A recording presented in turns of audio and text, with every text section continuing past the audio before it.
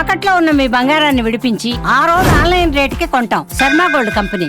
నమస్కారం, welcome to Suman TV. నేను గీతాంజలి. ప్రస్తుతం మనతో పాటు శ్రీ శ్రీ శ్రీ ఆనంద శివకామేశ్వరి సన్నిధానం పీఠాధిపతులు శ్రీ శ్రీ శివకామేశ్వరి ఆనందమయ్య అమ్మ ఉన్నారు. మాతాజీతో మాట్లాడదాం. వినాయక చవితి గురించి ఎన్నో అరుదైన విషయాలు, ముఖ్యమైన విషయాలు మాతాజీ మాటల్లో విని తెలుసుకుందాం.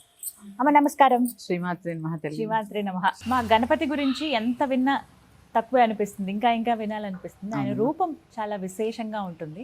ఆయన రూప విశిష్టత మాట్లాడుకుందాం. అంటే ఏ దైవానికి అలా చూడం, ఖచ్చితంగా ఆయన్నే అలా విచిత్రంగా చూస్తాము. మళ్ళీ దాని నుంచి ఎన్నో నేర్చుకోవచ్చు అని కూడా చెప్తూ ఉంటారు కదా. అసలు ఆ గణపతి రూప విశిష్టత మీ మాటల్లో తప్పకుండా తెలియజేస్తాను. యాదేవి సర్వభూతేషు శక్తి రూపేణ సంస్థిత. నమస్తస్యై నమస్తస్యై నమస్తస్యై నమో నమః. శ్రీ గురుభ్యో నమః. గణపతి అసలు ముందు ఆయన రూప విశిష్టత చెప్పుకునే ముందు ఆ గణపతి అంటే తెలుసుకున్నాం. ఆ పేరు ఎందుకు వచ్చింది? మామూలుగా శివుణ్ణి కూడా గణపతి అంటారు. ఆయన దగ్గర చాలా గణాలు, ప్రమథ గణాలన్నీ ఆయన దగ్గర ఉంటాయి కాబట్టి శివుణ్ణి కూడా గణపతి అంటూ ఉంటారు. ఆ శివుడి యొక్క పుత్రుడు కాబట్టి ఇన్ని గణాలకి ఆధిపత్యాన్ని చేశారు కాబట్టి ఇన్ని కూడా గణపతి అంటూ ఉంటారు. ఇలా తీసుకుంటే ఎన్ని గణాలు ఉన్నాయి? మనుష్య గణాలు, దేవగణాలు, జంతు గణాలు, రాక్షస గణాలు, ఇట్లా ఇవన్నీ కూడా గణములే. మనం కేవలం మనకొక్కడికే గణపతి అనుకుంటాం, కాదు. వీళ్ళందరూ కూడా ఆయన్ని పూజించిన తర్వాతే ఏదైనా మొదలు పెట్టాలి. మహిషాసురుడిని వధించినప్పుడు గణపతిని పూజించిన తర్వాతే మహిషాసురుడి యొక్క వధ జరిగిందట. అంటే ఇట్లా ప్రతి గణములకి అధిపతి. అంటే ప్రణవం ఎప్పుడైతే వచ్చిందో, ఇందాక మనం శ్లోకం చెప్పుకున్నాం, శుక్లాంబరధరం అని, అట్లాగా ఆయన ఉద్భవించాడు. ఎందుకంటే భారతము పుస్తకం మీరు ఎప్పుడైనా చూసారా? చూసినప్పుడు వ్యాసులు వారు చెప్తూ ఉంటే గణపతి గారు రాస్తున్నట్టు ఉంటుంది. అంటే ఆయన లేఖకుడు అన్నమాట. ఆ గ్రంథం ఆయన చెప్తూ ఉంటే ఈయన తప్పులు లేకుండా విని రచించారు, రాశారు. లేఖకుడు అంటారు ఆయన. అంటే ఒక పుస్తకానికి ఆథర్, మహాభారతం అనే పుస్తకాన్ని ఆథర్ ఏమో వ్యాసుడైతే లేఖకుడేమో ఈయన వినాయకుడు. ఇలా తీసుకుంటే గణపతి యొక్క విశేషాలు అనేకమమ్మ. అందుకే గణపతి ప్రత్యేకం.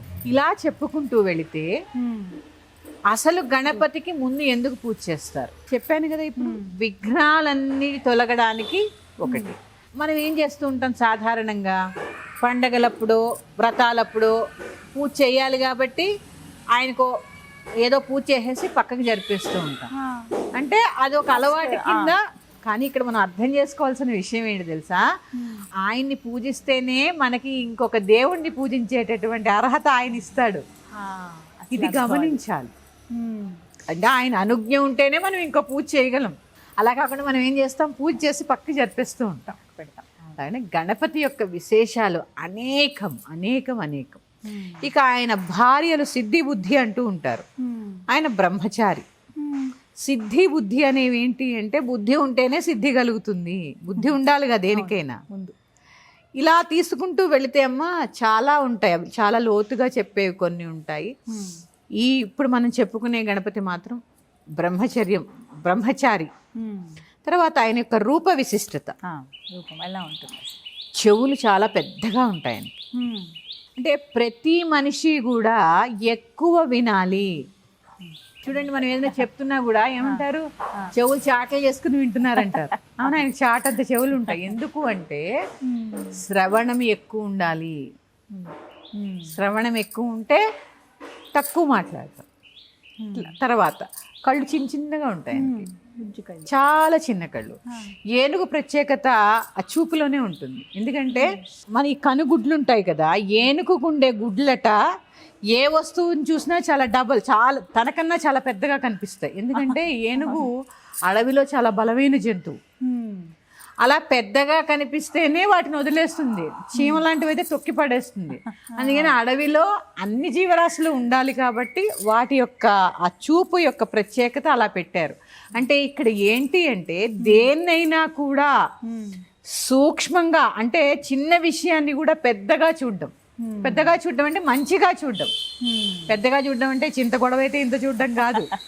ఏ విషయాన్నైనా మంచిగా చూడడం అంటే సూక్ష్మగ్రాహి అంటారు చూసారా, అట్లా దేన్నైనా వెంటనే గ్రహించడం, దానిలో ఉండే లోటుపాట్లను కాకుండా అసలైనటువంటి సబ్జెక్ట్ని చూడడం. ఆ దర్శనాన్ని ఆయన యొక్క కళ్ళకి అంత విశేషణం చూసారా. ఎక్కువ వినడం, మంచివి చూడడం, ఇంకా తొండం, తక్కువ మాట్లాడడం. ఎక్కువ మాట్లాడుగా ఆయన, అవును, ఎక్కువ మాట్లాడు, తక్కువ మాట్లాడు. ఇవన్నీ వినాయకుడికి ఉన్నటువంటి ప్రత్యేకతలు. పైగా ఆయన పిల్లల పార్టీ, పిల్లలు ఎక్కువ పూజిస్తే ఆయన పొంగిపోతూ ఉంటారు. ఇక ఆయనకి ఇష్టమైనవి 2. వినాయక చవితి నాడు ఖచ్చితంగా ఈ 2 పాటించారనుకోండి ఆయన అనుగ్రహం తప్పక దొరుకుతుంది. ఏంటమ్మా? ఒకటి మెటికలు, ఇట్లా ఇట్లా ఇట్లా కొట్టుకుంటే ఆయనకి ఇష్టం. తర్వాత గుంజీలు. అవును. ఈ గుంజీలకు ఒక కథ చెప్తారు. పార్వతీదేవికి అన్నగారు కదా విష్ణుమూర్తి, మేనల్లుని తీసుకుని ఒకసారి ఆయన విష్ణులోకం వెళ్ళారట. వెళ్ళినప్పుడు ఈయన ఆడుకుంటూ సుదర్శన చక్రాన్ని మింగేసట. అదేదో బాగుందని చెప్పి, అయ్యో నాయనా సుదర్శన చక్రం మింగేసావేంటి అని చెప్పి, ఎలాగ బయటికి తీయాలి, అదేమో దుష్ట సంహారానికి ఉపయోగించేటటువంటిది, ఎలాగ బయటికి తీయాలి అని చెప్పి విష్ణుమూర్తి ఏం చేశారట, ఆయన చెవులు పట్టుకుని ఇలా ఇలా ఇలా అన్నారట. అప్పుడు ఆయన మేనమావ అలా అంటుంటే చాలా పొంగిపోయి గబగబని నవ్వి ఆ లోపల ఉన్న సుదర్శన చక్రం బయటకు వచ్చేసిందట.